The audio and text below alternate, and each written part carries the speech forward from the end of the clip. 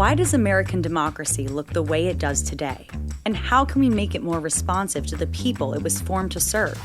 I'm Simone Leeper, and this is Democracy Decoded, a podcast where we examine our government and discuss innovative ideas that could lead to a stronger, more transparent, accountable, and inclusive democracy.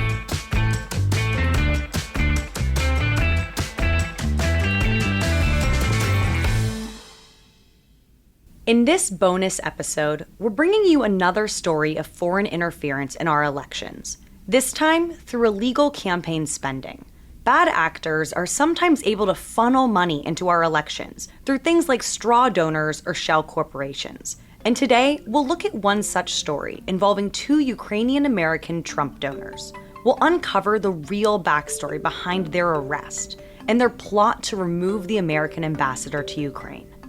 As the situation in Ukraine continues to unfold, this incident has become even more relevant. This episode will explore the way our current campaign finance system allows bad actors to undermine American interests, with the consequences of this extending well beyond our borders. In October of 2019, two Ukrainian-American businessmen, Lev Parnas and Igor Fruman, were apprehended at Dulles International Airport near Washington, D.C. They had one-way tickets out of the country, but they were stopped and arrested on criminal campaign finance charges. Today, we unseal an indictment charging Lev Parnas, Igor Fruman, and two co-defendants for their alleged participation in schemes to violate the federal campaign finance laws by repeatedly using straw donors and foreign money. The pair had laundered six-figure contributions to then-President Donald Trump's super PAC through a shell corporation. Now, this is a complex case with a complex backstory. To help me tell this story, we recruited Brendan Fischer, formerly Director of Federal Reform at Campaign Legal Center, and Maggie Christ, formerly a senior researcher at CLC, to be our guides for this part of the episode. So this goes way back in May of 2018, President Trump's super PAC, America First Action, received a $325,000 contribution from what it reported to the FEC as being a company called Global Energy Producers, LLC. And so this was about a year and a half into the Trump presidency, and the super PAC at issue here was doing a lot of fundraising in this period. So we didn't know about Parnas and Fruman until this point when there was this particular entry on this super PAC's report that started this whole thing. And we were certainly not the only ones who were noticing something weird going on. Lachlan Markay, who was then at the Daily Beast, initially flagged this particular contribution. That was a red flag for us because we were already on alert for shady LLC contributions. There's this history of wealthy donors after the Citizens United decision funneling money to super PACs through LLCs. Here's an explanation in layman's terms of what Brendan is describing when it comes to wealthy donors funneling money to super PACs through LLCs, or limited liability companies.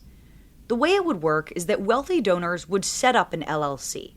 Then, they would put 6 or 7 figures into the LLC, and then have the LLC give to the super PAC. And the super PAC would report the contribution as having come from the LLC, rather than from the actual source of the money. The Federal Election Commission, the federal agency tasked with overseeing the integrity of our elections, had failed for years to take action on the use of LLCs to launder money to super PACs. But then, in 2017, the FEC actually did lay down a standard. And effectively, they said that if a newly created LLC with no history or no evidence of legitimate business revenue gives a big super PAC donation, then the FEC will at least investigate. After a little digging, we figured out that this Global Energy Producers fit that profile. It had been created and then just about 5 weeks later made this 6-figure contribution to Trump's super PAC. The LLC had basically no public presence that we could find anywhere. So then the question was, okay, well, is there anything we can find out about who might actually be behind this contribution and who might have had a role in perhaps setting up the LLC and directing the contribution? So Maggie began to search Federal Election Commission records and public records, was able to tie global energy producers back to Parnas and Fruman. Lev Parnas and Igor Fruman had actually used those same addresses that this LLC had used in making political contributions in their own names. So this sort of opened this new, very potentially interesting door, but we still really didn't know what was going on. We started to look into who Parnas and Fruman were, and there was really not much information about them in English language media or on English language websites, but we began to see these little snippets in Russian language media. Brendan found some Russian language news articles that referred to some meetings that Fruman and Parnas were allegedly having with Trump himself at some donor events. All right, everybody. Once again, the President, thank you for being here. Thank you all very much. Great to be with you. But that was basically it. That with the address matching was really kind of all we knew. But ultimately what we did in July 2018, filed a complaint with the FEC alleging that Parnas and Fruman and global energy producers had violated the law by making a contribution to Trump Super PAC in the name of global energy producers rather than in the name of the individual or entities that actually provided the funds. I asked Maggie to explain what's problematic about this practice, about Parnas and Fruman donating in the name of global energy producers.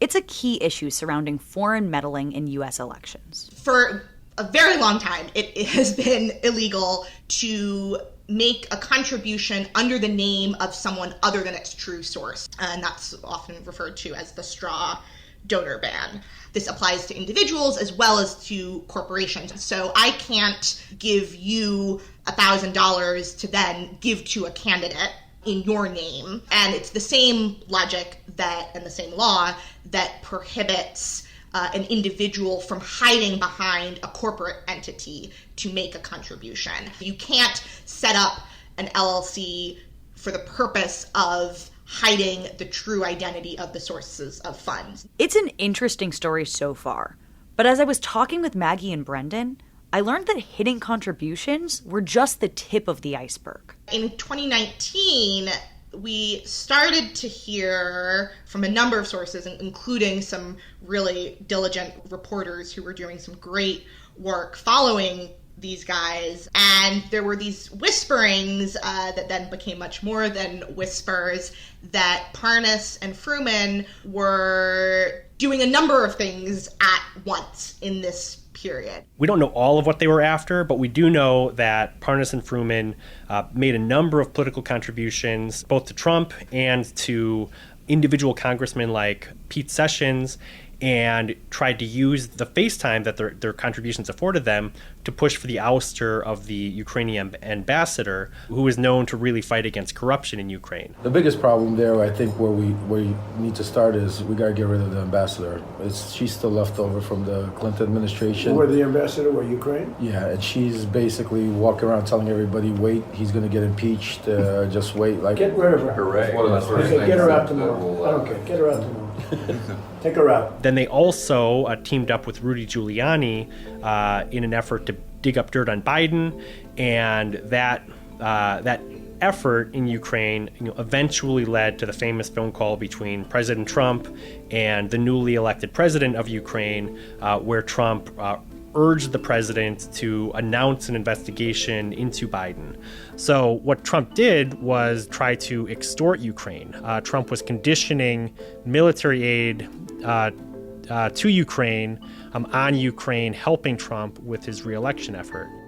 Looking at it now, we can see how one illegal donation could alter the course of a presidency, even a nation. Brendan Fischer had more to say on that as well. When you look at what Parnas and Fruman were doing, they were not acting on behalf of Ukraine or in the interests of Ukraine.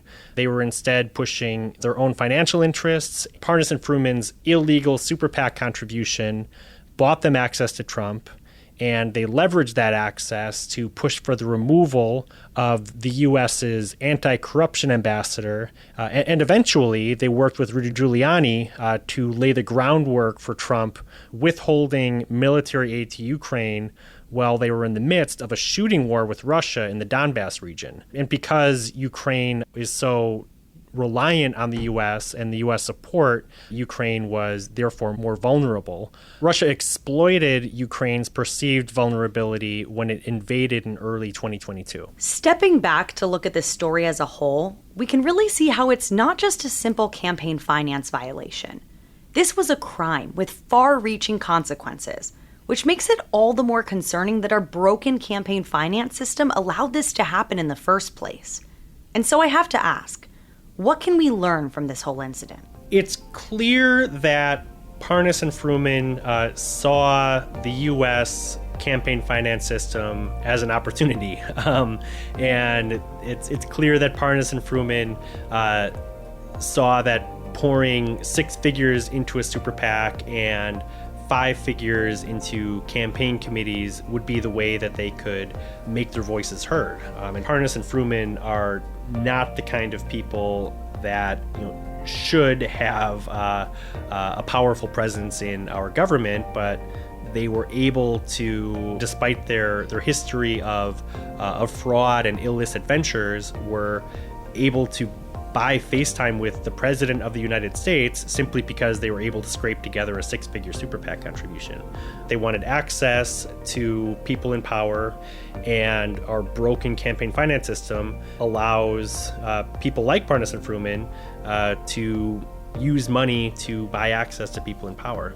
It raises a concern when you have individuals who are channeling interests, including foreign interests, and who are also making political contributions without disclosing the true source of those contributions. And if individuals are able to give via sham corporate entities or in the name of people who aren't actually the true sources of those funds, then it just raises all these questions, and it does offer this opportunity, if not now, then down the line, for foreign interests seeking to influence U.S. elections to make contributions to U.S. political committees or candidates without detection.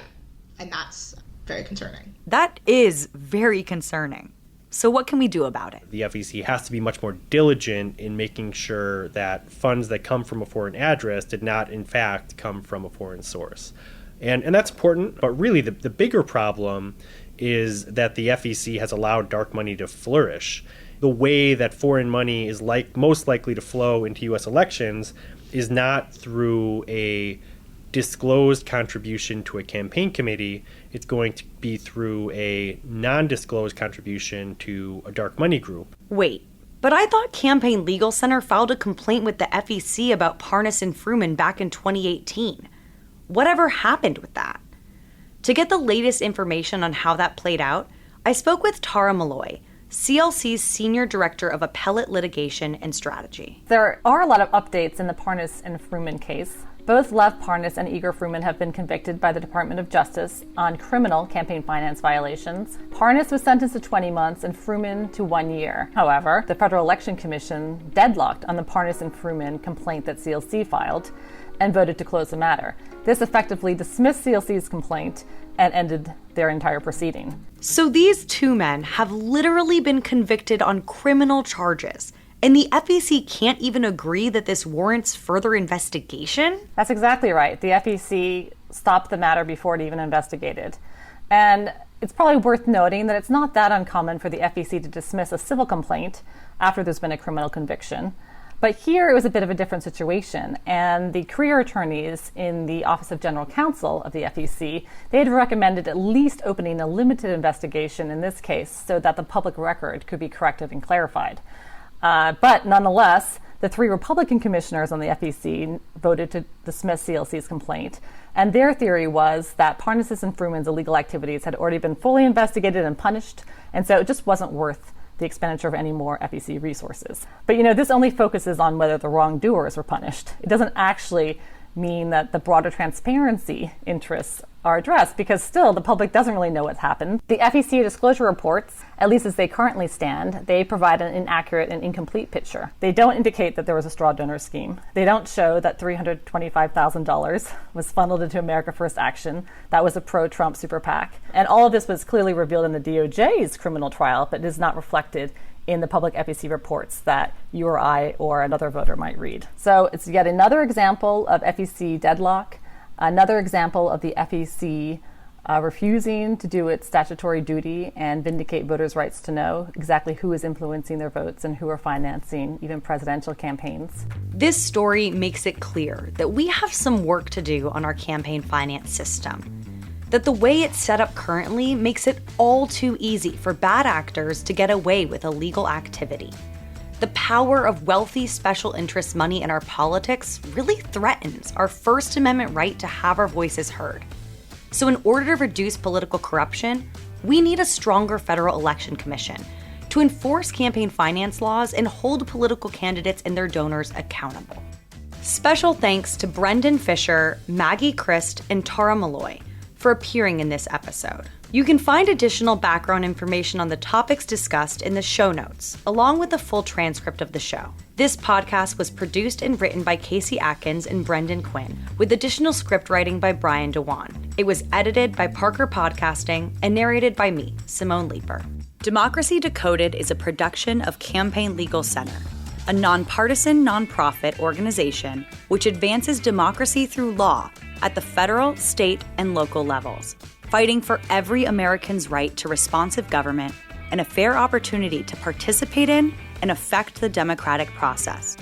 You can visit us on the web at campaignlegalcenter.org.